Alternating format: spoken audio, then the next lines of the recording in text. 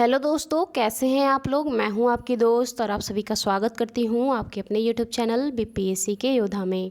तो जैसे कि आप सभी जानते हैं कि हमारा एनसीईआरटी सीरीज चल रहा है, तो इस सीरीज को आगे बढ़ाते हुए मैं आप सभी के लिए क्लास 6 पॉलिटी एनसीईआरटी का चैप्टर 8 लेकर आई हूँ।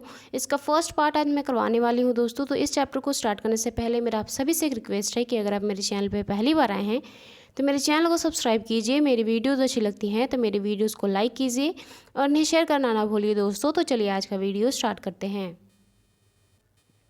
आज का जो हमारा चैप्टर है दोस्तों, उसका नाम है ग्रामीण क्षेत्र में आजीविका। तो हम इस चैप्टर में देखने वाले हैं कि ग्रामीण क्षेत्र के लोग किस तरीके से अपने जीविकोपार्जन के लिए मेहनत करते हैं, किस प्रकार का कार्य करते हैं, उनके जो है ज़िंदगी का दिनचर्या किस प्रकार से चलता है, किस प्रकार के कार्यों से उन्हें आमदनी होती है जिससे वो अपने संसाधन जो है अपने लिए जुटा पाते हैं ना। इसके बारे में हम इस चैप्टर में पढ़ने वाले हैं दोस्तों।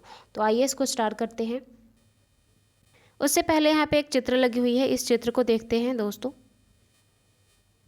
यहाँ पे एक चित्र लगा हुआ है जिसमें दिखाया गया है कि गांव के लोग किस प्रकार से कार्य करते हैं। इसमें विभिन्न कार्यों को दिखाया गया है। यहाँ पे एक व्यक्ति दिख रहा है जो अपने ठेले पे बहुत सारे सामान लेकर बेच रहा है। वहीं पे यहाँ पे दो लोग दिख रहे हैं जो मछली मारने के लिए जो है मछुआरे का कार्य कर रहे हैं। यहीं पे इस व्यक्ति द्वारा खेत में जो है हल जोतने का कार्य किया जा रहा है। इस व्यक्ति द्वारा जो है खेत में जो है सिंचाई का कार्य किया जा रहा है, ये दवाई छिड़कन का कार्य किया जा रहा है। यहीं पर ये खाद्य जो भी अपने अपने कार्य गाँव में, यहाँ पर एक दुकान लगा के बैठा हुआ है। तो लोग गाँव में जो है अपने आजीविका के लिए बहुत सारे साधन होते हैं, वो उन सभी का जो है प्रयोग करते हैं और किस प्रकार से उनको जो है किससे ज़्यादा आमदनी होता है उसी पे वो अपना कार्य करते हैं। कोई कृषि से खुश रहता है तो कोई दुकान खोलकर जो है अपनी आजीविका चलाता है ना। तो आइए देखते हैं इसको। तो हम इस एक गांव की इस कहानी से समझेंगे है ना कि एक गांव में किस प्रकार से लोग अपनी आजीविका चलाने के लिए जो है साधनों का प्रयोग करते हैं, किस प्रकार की जो है कार्यशैली को अपनाते हैं। तो यहाँ पे कलपट्टू गांव है जो तमिलनाडु क्षेत्र में पाया जाता है। तो वहाँ उसके बारे में बताया जा रहा है कि तमिलनाडु में समुद्र तट के पास एक गाँव है कलपट्टू, है ना। यहाँ लोग कई तरह के काम करते हैं। दूसरे गांवों की तरह यहाँ के लोग भी खेती के अलावा और कोई काम करते हैं, जैसे कि टोकरी, बर्तन, घड़े, ईंट, बैलगाड़ी इत्यादि बनाना, है ना। घड़े जो है कुम्हार का कार्य होता है, लेकिन जिसको जो अच्छा लगता है वो अपने आजीविका के हिसाब से जो है अपने मन के हिसाब से जो है कार्य कर सकता है ना। उसमें कोई पाबंदी नहीं कि आप यही करो। आगे जो बताया जा रहा है कलपट्टू में जो है कुछ लोग नर्स हैं, तो कुछ लोग शिक्षक हैं, कुछ धोबी का कार्य करते हैं, कुछ बुनकर और कुछ नाई का कार्य करते हैं और साथ ही कुछ साइकिल ठीक करने वाले का भी कार्य करते हैं ना। वहाँ पे लोहार के रूप में भी अपनी सेवाएं प्रदान करते हैं। तो कुछ लोग जो है विभिन्न उनका कार्य होता है। कुछ शिक्षक हैं, कुछ नर्स हैं, कुछ धोबी हैं, है ना। अपने जो है इस रूप में जो है वे सेवाएँ प्रदान करते हैं और कुछ व्यापारी भी हैं दोस्तों। जो मुख्य गली है वहाँ बाज़ार की तरह दिखती है। जो मुख्य गली की सड़क है वहाँ पे जो है आसपास जो उसका एरिया है वहाँ वो बाज़ार की तरह दिखता है। उसमें आपको तरह तरह की कई छोटी दुकानें दिखेंगी, जिसमें चाय की दुकान, सब्जी की दुकान, कपड़े की दुकान तथा 2 दुकानों में बीज और खाद की हुई है। तो चूँकि गांव में खेती भी होती है तो कृषि के लिए भी जो है गांव के लोग वहाँ से खरीदते होंगे बीज वगैरह, है ना। दुकान जो है 4 जो है चाय की दुकान है और वहाँ भी टिफ़िन भी जो है पैक किया जाता है। तो एक वहाँ पे इसका भी जो है व्यवस्था किया गया है कि जो टिफ़िन होते हैं वो खाने पीने के लिए, या फिर जो स्कूल के बच्चे हैं या फिर जो कार्य कर रहे हैं जो घर पे नहीं जा सकते हैं वो वहाँ से जो है उस टिफ़िन को खरीदते हैं और अपने जो है लंच में उसका प्रयोग करते हैं, है ना। तो टिफ़िन का मतलब क्या होता है दोस्तों। टिफ़िन का मतलब होता है खाने पीने की हल्की फुल्की चीज़ें, जैसे सुबह इडली, डोसा, उपमा मिलता है ना। यहाँ पे जो टिफ़िन का दुकान है वहाँ पे सुबह में ये मिलता है। शाम को नाश्ते के लिए वहाँ पे वड़ा, बोंडा या फिर मैसूर पालक मिलता है। चाय की दुकान पर के पास एक कोने में लोहार का परिवार रहता है। उसके घर में ही लोहे की चीज़ें बनाने का काम किया जाता है और उसके बगल में जो है एक साइकिल मरम्मत वाले का दुकान है और वो जो है अपनी साइकिल को जो है भाड़े पर भी देता है। अधिकतर अभी गांव में देखते होंगे, साइकिल तो नहीं लेकिन अगर 4 व्हीलर की बात करें तो अगर किसी की ज़रूरत पड़ती है तो वो भाड़े पे उसको जो है पहले से ही पैसे देकर कि हमारे यहाँ इस तिथि को जो है ज़रूरत है आपकी तो आप आना, है ना, उसको भाड़े पे ले लेते हैं। गांव में 2 परिवार कपड़े धोकर जो है अपनी आजीविका चलाते हैं। ऐसे लोग जिनके पास टाइम की कमी है या फिर जो अपने कपड़े नहीं धो पाते हैं या फिर कोई विशेष जो वस्त्र होता है उनके पास जो घर पे नहीं धो सकते हैं तो वो धोबी के पास दे देते हैं ना।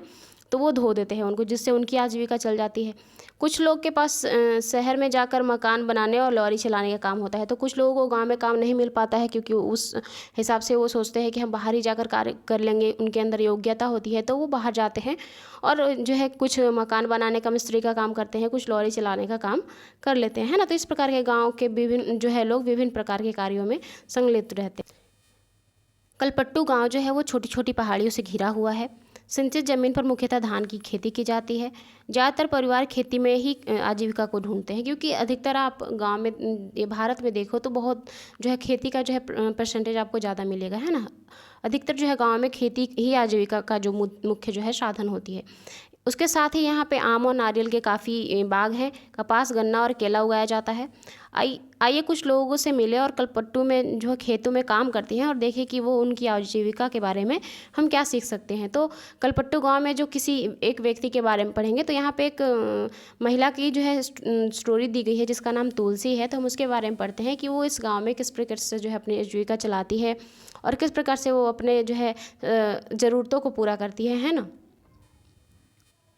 तुलसी एक महिला का नाम है जो रामलिंगम की ज़मीन पर कार्य करती है। रामलिंगम जो है वो एक ज़मींदार है, चूँकि तुलसी के पास खुद का ज़मीन नहीं है तो दूसरे की ज़मीन पर जो है मजदूर के रूप में कार्य करती है और वो अपने जीवन जो है गांव के जो है घर में जो है आजीविका चलाती है। और साथ में उसका पति भी है जो उसके साथ कार्य करता है। और तुलसी सिर्फ मजदूर का ही काम नहीं करती है बल्कि वो घर में भी सारा काम करती है और उसके साथ साथ जो है बच्चों को भी देखती है ना। और उसका पति जो है वो बस बाहरी काम करता है, जो मजदूरी करता है वही, है ना। तो तुलसी दो कार्य करती है, एक बाहर मजदूरी का कार्य करती है जो उसको बाहर काम मिलता है रामलिंगन के घर पे, और उसके बाद जो है वो घर का कार्य करती है, खाना बनाती है, सबको खिलाती है। तो आइए देखते हैं कि तुलसी का जीवन किस प्रकार से चल रहा है। तुलसी कह रही है कि हम यहाँ रामलिंगम की ज़मीन पर काम करते हैं। उनके परिवार के पास कलपट्टू में उनकी 20 एकड़ धान की खेती है। शादी से पहले भी मैं मायके में धान की खेती में ही मजदूरी किया करती थी। और इसका जो कार्य का टाइम बता रही है अपने कि जो है सुबह 8:30 से लेकर शाम 4:30 बजे तक मैं यहाँ पे काम करती हूँ। और रामलिंगम की पत्नी जो है करुथम्मा, वो काम का निगरानी रखती है कि भाई हम अच्छे से कार्य कर रहे हैं या नहीं कर रहे हैं। उसका निगरानी कौन रखती है? करुथम्मा। और यहाँ पर रामलिंगम जो है वो एक ज़मींदार है जिसके पास बहुत सारी ज़मीनें हैं, जिसके ज़मीन पर जो है तुलसी कार्य करती है ना। और उसके जैसे अन्य जो मजदूर हैं वो भी कार्य करते हैं। साल में कुछ ही मौके ऐसे होते हैं जब मुझे नियमित रूप से मजदूरी मिलती है। तुलसी कह रही है कि हमेशा मुझे मजदूरी की जो है समय नहीं मिलता है। कुछ ही ऐसे मौके होते हैं जब मैं मजदूरी कर पाती हूँ। यह उन मौक़ों में से एक है। मैं धान रोप रही हूँ और जब धान की फसल थोड़ी बढ़ जाएगी, जब वो काटने लायक हो जाएगी, तो रामलिंगम जो है हमें निराई के लिए, उसकी कटाई के लिए जो है बुलाएगा, है ना। तो ये साथ में बैठी हुई है कि मैं इस फसल को बो कर जाऊँगी और फिर इसको काटने का समय आएगा तो फिर मुझे जो है बुलाया जाएगा, है ना। फिर मेरे पास जो है एक काम होगा। तुलसी कह रही है कि जब मैं कम उम्र की थी तो निराई कटाई का काम जो है आसानी से कर लेती थी। अब वो बड़ी हो गई है तो उसके पास एक समस्या है कि लेकिन अब मैं जैसे जैसे उम्र मेरी बढ़ रही है तो मुझे झुक कर काम करने में जो है प्रॉब्लम होती है, समस्या होती है। मेरे पैर जो है पानी में डूबे रहते हैं जिससे मुझे काफ़ी तकलीफ़ों का सामना करना पड़ता है। रामलिंगम उसे एक दिन के लिए 40 रुपये देता है। एक दिन की मजदूरी 40 रुपये होती है, लेकिन इस मजदूरी के मुकाबले उसके गांव में मजदूरी जो है से ज़्यादा मिलती है। फिर भी जो है तुलसी यहाँ पे कार्य कर रही है। इसका कारण होता है दोस्तों, ये कह रही है कि मेरे गांव में मजदूरी के रेट से थोड़ा कम है, फिर भी मैं मजदूरी के लिए यहीं आती हूँ। रामलिंगम पर मुझे भरोसा है। तुलसी कह रही है कि मेरे गांव से यहाँ का जो रेट है वो थोड़ा कम है, लेकिन फिर भी मैं यहीं आती हूँ। इसका कारण है कि मुझे रामलिंगम पर भरोसा है। ये काम होने पर वह मुझे ही बुलाएगा। बोल रहा है कि जब भी उसको काम लगेगी मज़दूरों की तो मुझे ही बुलाएगा, मेरे स्थान पर किसी और को, सस्ती मज़दूर को कोई नहीं ढूंढेगा, है ना। इसीलिए वो यहीं पर आती है। बाकी लोगों की तरह वह आसपास में गाँव के सस्ते मज़दूर जो है ढूंढने नहीं जाएगा। तो तुलसी को भरोसा है कि जब रामलिंगम के पास जो भी काम होगा तो उस कार्य के लिए वो तुलसी को ही बुलाएगा, ना कि कोई सस्ते मज़दूर ढूंढने चला जाएगा, है ना। इसलिए तुलसी जो है इस एक कम दाम पे भी जो है वहाँ पे अपना कार्य देती है ना। अब जो है तुलसी अपने पति की बात बता रही है कि मेरे पति रमन भी एक मज़दूर हैं। हमारे पास कोई ज़मीन नहीं है। साल के इन महीनों में वह खेतों में कीड़ों की जो है दवाई छिड़कता है। जब खेतों में कोई काम नहीं मिलता है तो उसे पास की खान में पत्थर या नदी से बालू ढोने का काम मिल जाता है। किसको मिलता है? तुलसी के पति को, है ना, रमन को। ये पत्थर और बालू पास के शहरों के मकान बनाने के लिए जो है ट्रक से लाए जाते हैं। खेत में काम करने के अलावा घर में सारा काम करना भी मुझे ही पड़ता है। तुलसी कह रही है खेत के कामों के अलावा मुझे घर का भी कार्य करना पड़ता है। मैं घर में सबके लिए खाना बनाती हूँ, कपड़े धोती हूँ और सफाई करती हूँ। दूसरी औरतों के साथ जंगल भी जाना होता है और वहाँ से लकड़ी लानी होती है, और उसके साथ साथ गांव के करीब 1 किलोमीटर दूर बोरवेल पर जाना पड़ता है, जहाँ से मुझे पानी लानी होती है। और मेरे पति घर का सामान जैसे साग सब्जी खरीदने में मेरी मदद करता है। तो ये कह रही है कि मुझे बस खेतों में ही काम नहीं करना होता है, मुझे घर में भी काम करना होता है, खाना बनाना होता है, सबको खिलाना होता है। उसके साथ साथ मुझे लकड़ी लाने के लिए भी और औरतों के साथ जो है जंगल जाना पड़ता है, और उसके बाद फिर मुझे 1 किलोमीटर दूर बोरवेल पे जाना होता है, जहाँ से मैं पानी लाती हूँ। तो तुलसी जो है खेत के कार्य के अलावा घर का भी सारा कार्य करती है, उसके अलावा जो है लकड़ी जरावन का भी कार्य करती है, और फिर उसके अलावा पानी भी लाती है ना। इस प्रकार का जो है बहुत सारा जो है कार्य हो जाता है तुलसी का, है ना। तो आइए आगे देखते हैं। अब तुलसी कहती है कि हमारी 2 बेटियां हैं, है ना, जीवन की खुशी है वो हमारी। ये कह रही है कि हमारी 2 बेटियां हैं जो हमारे जीवन की खुशी हैं, दोनों ही स्कूल जाती हैं। और पिछले साल एक बेटी बीमार पड़ गई थी तो उसे शहर अस्पताल लेकर जाना पड़ा था, और जिसके लिए उनके पास पैसे नहीं थे तो उन्होंने रामलिंगम से जो है उधार लिए थे, और उस उधार को चुकाने के लिए जो है उन्हें अपनी गाय बेचनी पड़ी, क्योंकि उनके पास पैसे नहीं थे। तो उनके पास जो वस्तु थी या फिर जो भी था उसको बेचकर जो है उन्होंने जो है उनके पैसे चुकाए। तो गरीबों की एक यही होती है कि अगर उनके पास पैसे नहीं होते तो उनके जो है अपने वस्तुओं को जो है गिरवी रखना पड़ता है, उन्हें बेचना पड़ता है। जिसके पास जो है, जिसके पास गाय है वो गाय बेचेगा, जिसके पास आभूषण है वो आभूषण को बेचकर उसके पैसे चुकाएंगे। तो जो है इसी तरह से वो ऋण के जाल में जो है फंसते जाते हैं ना गरीब लोग। तो वही तुलसी बता रही है कि हमने जो है अपनी बेटी के इलाज के लिए उससे पैसे लिए थे, जो हम नहीं चुका पाए, तो हमने अपनी गाय बेचकर जो है उनके पैसे चुकाए थे। जैसा कि आपने तुलसी की कहानी के बारे में पढ़ा, ग्रामीण इलाकों में गरीब परिवार का बहुत सारा समय पानी और वान की लकड़ियों जो है जलावन की लकड़ियों लाने में और चारवाह में बिताने में जो है चला जाता है।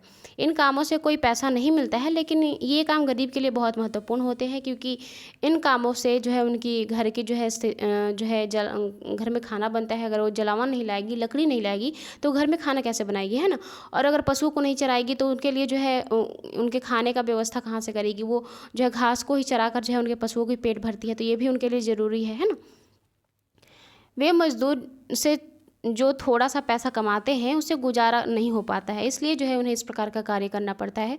घर चलाने और ज़िंदगी बसर करने के लिए इन कामों का करना जो है आवश्यक है उन गरीबों के लिए, है ना। हमारे देश के ग्रामीण परिवार में से करीबन 40% खेतीहर मजदूर हैं। कुछ के पास ज़मीन के छोटे छोटे टुकड़े हैं, बाकी तुलसी की तरह भूमिहीन हैं।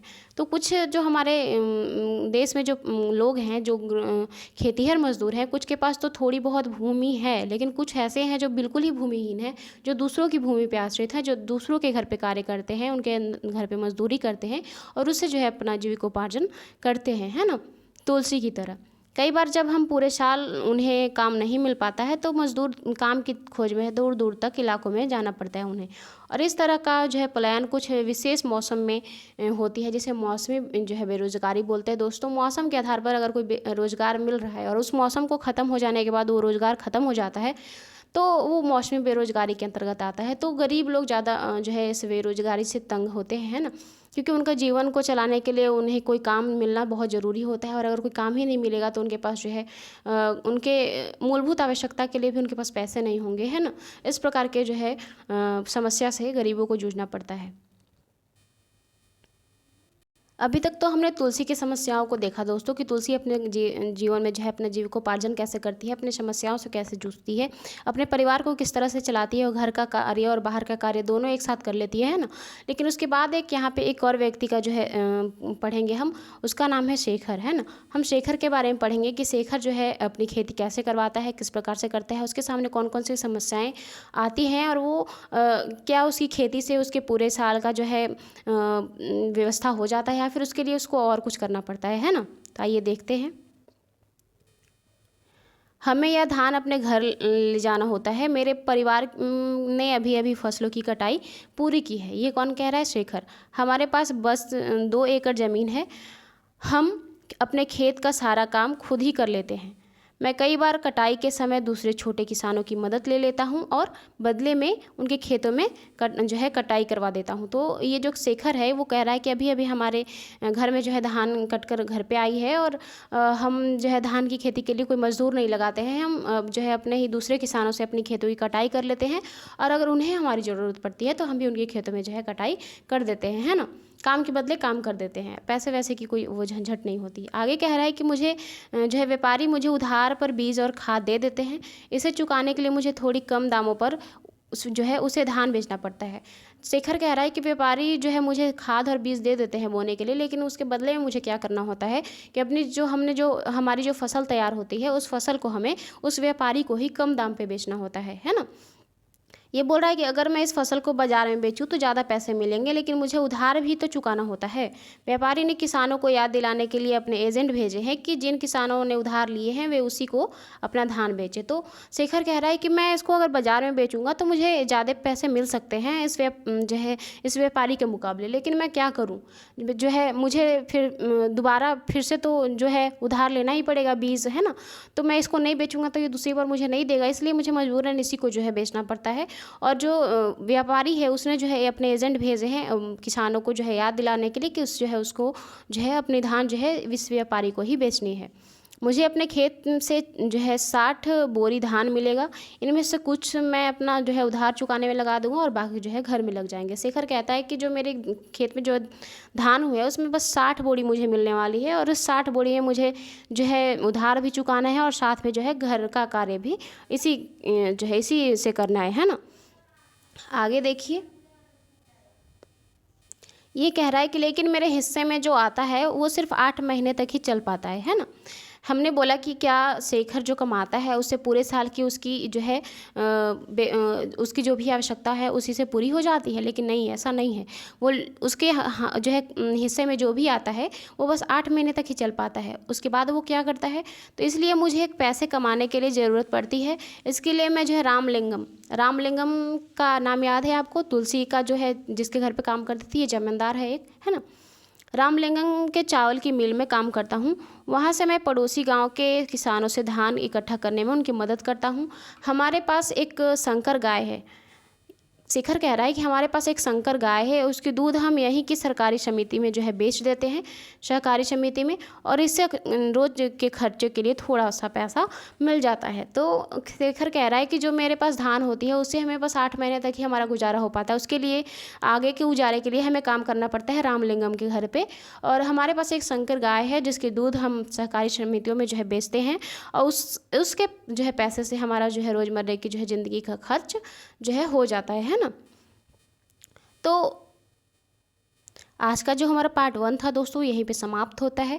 मेरे वीडियो तो कोई एंड तक देखने के लिए थैंक यू सो मच। मिलते हैं नेक्स्ट वीडियो में इसके सेकंड पार्ट के साथ। Bye, take care.